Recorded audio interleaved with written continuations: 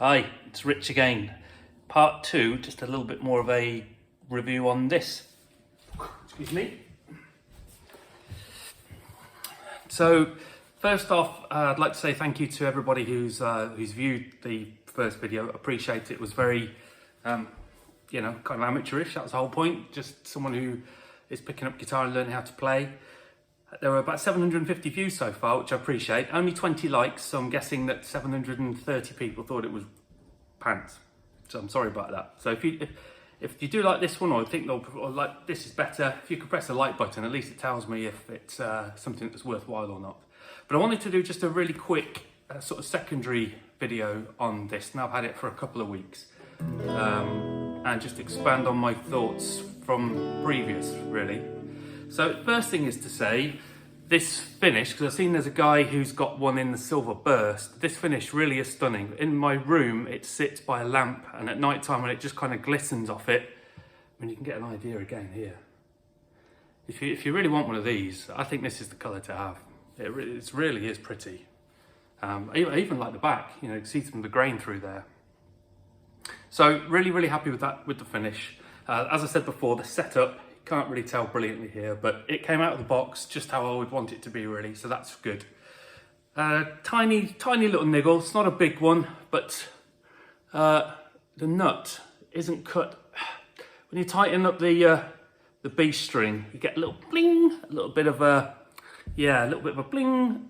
It's not absolutely perfect, but that's a tiny thing. Doesn't matter. Switch is really good. It's really sort of sturdy. All the knobs are good. I think that one of the big things two things really. One of the big things I don't like, I still stand by the tone knob, and I'll do tones again just in a moment, just to go over that. It's basically on or it's off. It doesn't. It's almost like a secondary volume knob. It just doesn't really do anything. This one here, it's poor. So that's a bit of a shame.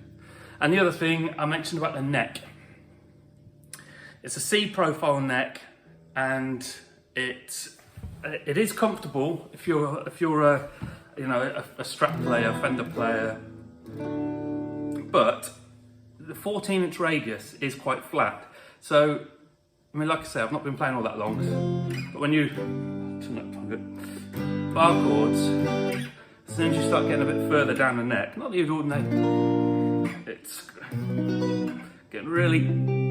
I've only got fairly average sized hands, and it's quite hard to get it down here, and you've got to hold fairly firmly against the neck to make it work. So it's not the easiest for barring.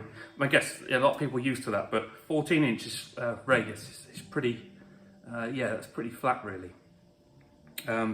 So really, just from a playing point of view, it's my only bugbear. The other tiny little thing I would say is in terms of getting your hands round, for using your thumb on the top. Okay, just down here, it just a tiny bit wide. Just find it a little bit hard. So I would say if you've got, medium or a bit smaller size hands, that there might just be a few things you'll have to work around, or a few limitations that you might have on making this easy for you. So those are kind of the only things, but I've picked it up loads, and I'm really kind of enjoying it. But let me just go through that whole tone scenario with you again. So I'm going to leave the coil cap up and have the tone on max. I'll put a tiny bit more volume on here. I'm just going to play an E chord. Okay, that's tone on max. About halfway down.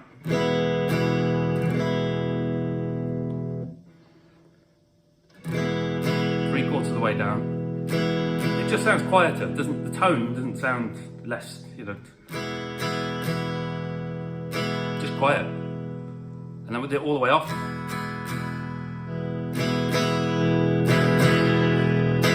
It's like volume part 2.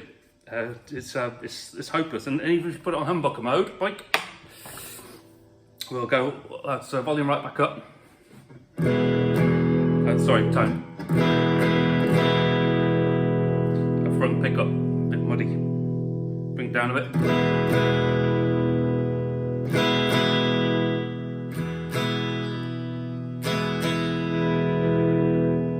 absolutely hopeless knob. So, two other things whilst I think about it as well, almost forgotten. One of the things about guitars or humbuckers, on which all the people out there who are humbuckery players will know, is generally speaking that the volume knob on the guitar, because I've got the amp set on clean at the moment. If I've got this volume down here, but the volume up on the amp.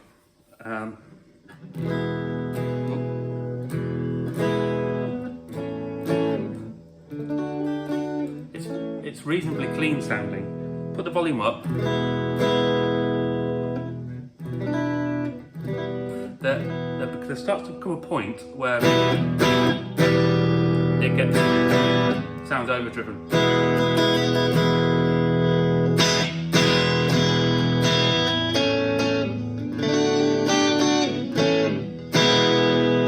So it's gone from clean to not clean, just on the volume on the guitar. So I say that's not new to a lot of people, but it's just to say that if you want to try and make it as clean as you can, my tip on this guitar is to keep the volume on both humbuckers down a little bit and use the middle position with the coil tap. You can get a reasonably okay. Let's go down a bit more actually. You get a reasonable clean. Now, do you remember I was also saying about I didn't think the coil tap made this sound very single coily. I still don't. The only thing I would say is that now that I don't have a guitar with a single coil on it at the moment, I've kind of forgotten that sound a little bit. And so when I change between coil tap on or off on here, all of a sudden it sounds like a lot thinner and like a single coil, purely against the humbucker sound. So your ear kind of gets used to what it is. I would say if you've got more than one guitar and you've got a Strat or you've got something with a single coil and you play on that and you come on this and put it on coil tap, you'll think it's nothing like single coil.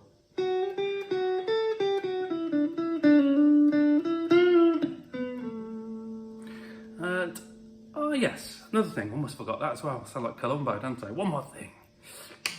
The sustain. That surprised me how good it is actually. You hold a note.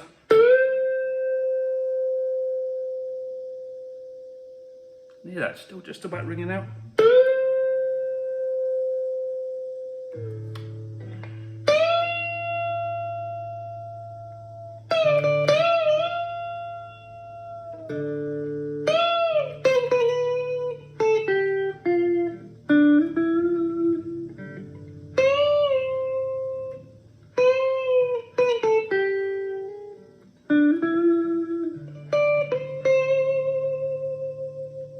Yeah, sustain, much better than that. I guess you've got mahogany body and it's a set neck. It does sustain well.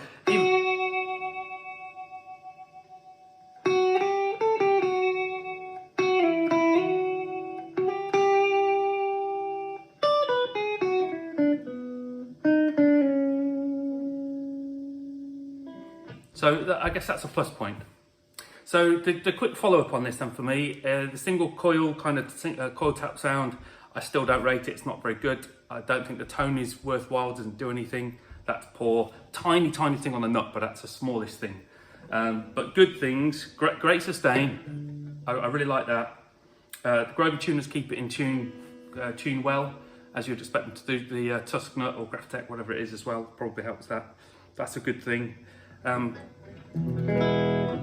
if you've got little or smaller hands, certain things are going to be a little bit more difficult for you.